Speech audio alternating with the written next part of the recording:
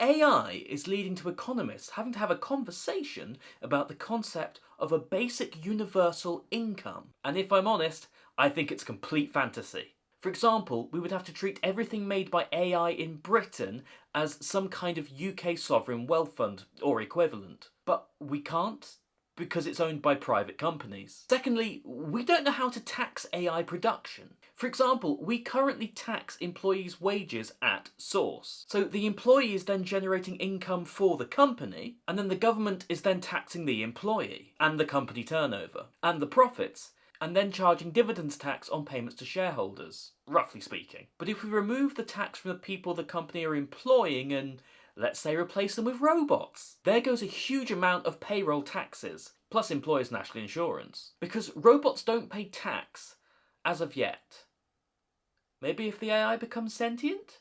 Ugh. So we first have to figure out a new form of AI-based tax. Secondly, for universal basic income to actually work, the government would need to nationalise everything. Because prior to popular belief, most prices are set by supply and demand, minus some price gouging during the pandemic.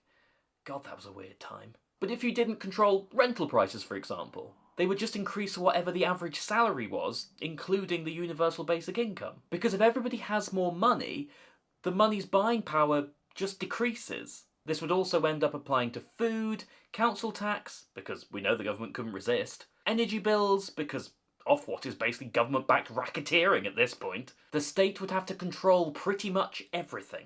We would all effectively be admitting that capitalism was dead. Long live the king.